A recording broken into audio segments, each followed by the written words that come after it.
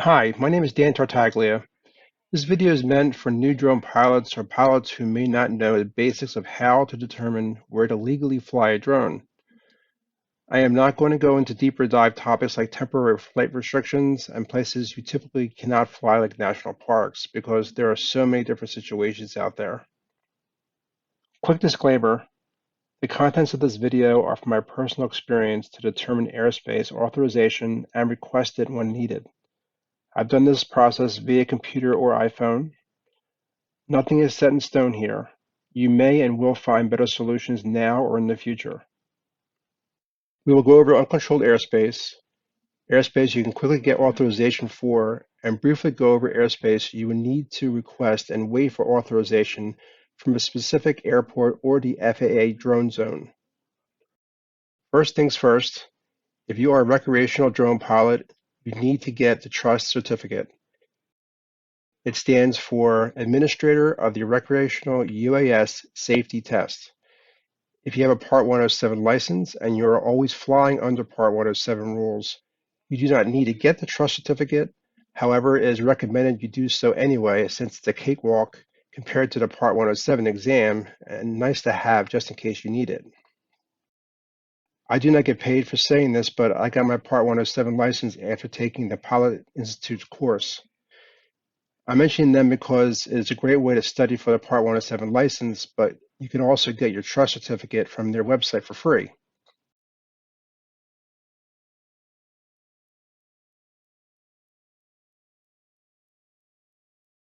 First thing I do when I'm flying someplace new that either I want to fly or a client asks me to fly is I'll go to the FAA UAS Data on a map or visualize it webpage.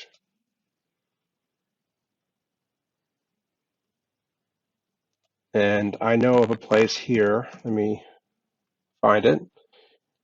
It's a park near me. And if I zoom out a little bit, you can see it's an uncontrolled airspace. There's nothing around me. There's no grid. It's in the middle of a small little park. Another great web page is one I'm sure you're familiar with, which is Google Maps. It is nice to be able to just go to Google Maps as well and go to that location just to see what's there. So in this case, there's just some soccer fields and baseball fields and some areas where I can fly when no one else is there.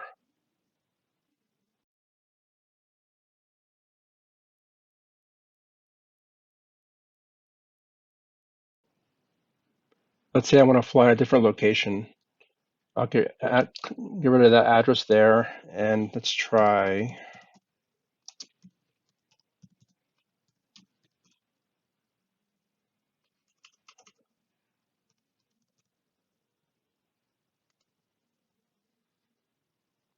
It's a nice area in Dublin, Ohio. There is a walking bridge over the river.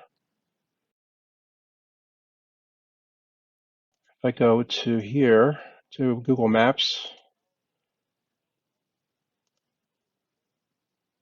right here, say I want to fly a drone around here, take pictures, take some video. If I zoom out a little bit, you notice right away we're in a green grid. You can see in this grid, it's 400 feet right there, 300 feet, 300 feet. So you can see there's a height limit where you can fly. If you click on the grid, it'll tell you what airport or why that height limit is there.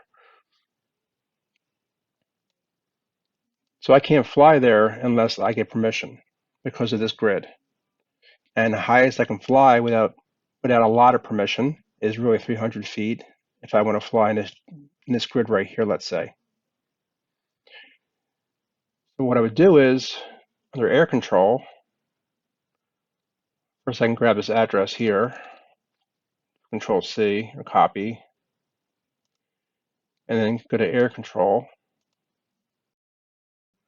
and do a search.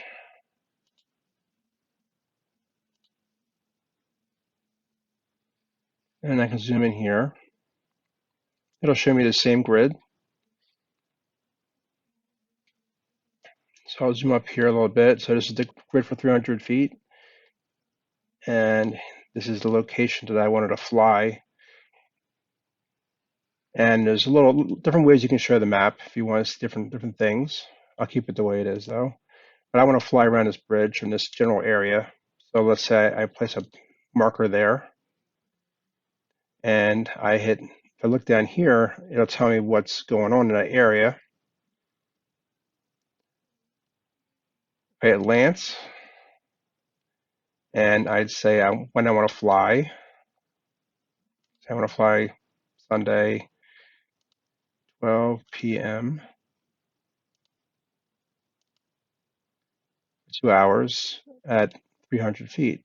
But it says right here, or right here it actually says 150 feet, and there's a reason for that. If I expand this map here, it automatically places a box for you, and you can see it's going past that 300 grid right here. So I'm going to move this so it's in that grid, and then I'm going to hit OK. Now it's 300 feet. So I'll make this 300 feet high. Okay, that's all right. Flying as a recreational flyer. And I hit next. And then it says I can be auto approved. So there's nothing more I have to do besides this is hit next and agree. And I have authorization to fly here now.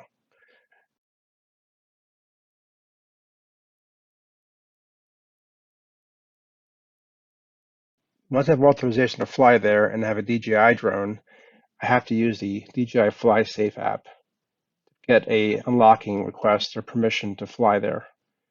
So I'll click on FlySafe, and I'll click on New Unlocking Request, Confirm, and I usually choose Custom Unlocking. And I need to put in my information for my drone and also the pilot, which is me, and I'll blur this out.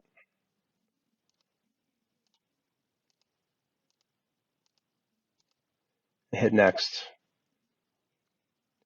Then I will put in the address where I'm going to be flying. So I'm going to choose the Pearl as an address because it's close by and it's easy to find. So I'll just pick on it, and I will just go to here and copy the address, and then go back to the unlocking request and paste that in here. Just to get me in the area. And I'll zoom in a little bit.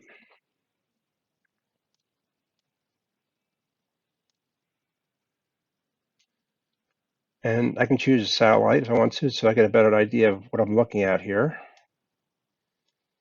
Next thing you need to do is draw a polygon or circle. I'll draw a polygon.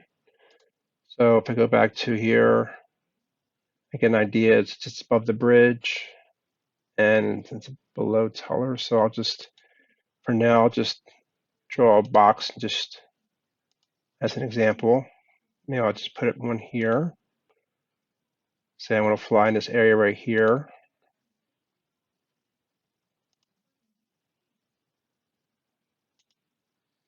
As long as you're close,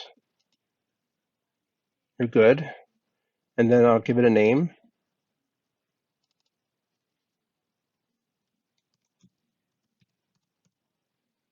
You can also save this information out if you want to reuse later, but that's not something we're going to go over today.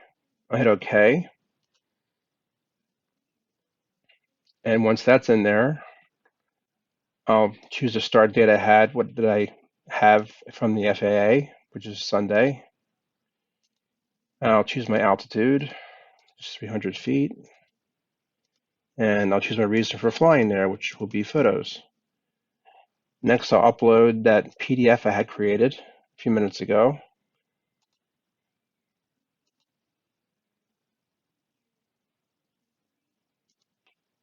And then after a few minutes, it'll be accepted. I'm hitting F5, and as you can see, it's under review.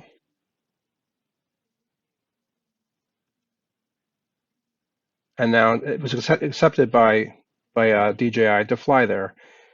And at this point, get my drone up and running, my controller up and running, and I would add the unlocking key to my drone and fly in that location. It's as simple as that. You can do all this on your phone or on the computer. Either way works.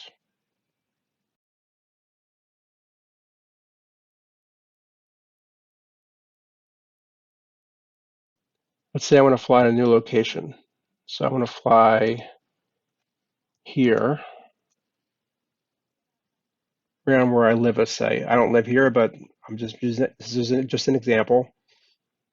And if I go to the FAA UAS Data on a map webpage again, and I put in the address here, I scroll back a little bit, I'm in a 300 grid, 300-foot high grid. So I can fly up to 300 feet high. Let's say I want to fly 400 feet high. What I would do is, you go back to air control,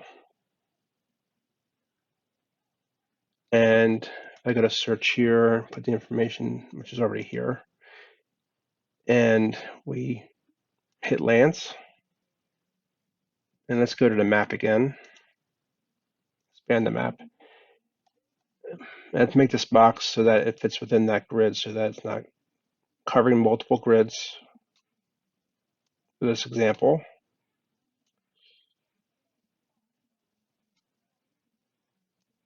And now I want to fly 400 feet high, even though there's a 300-foot high grid.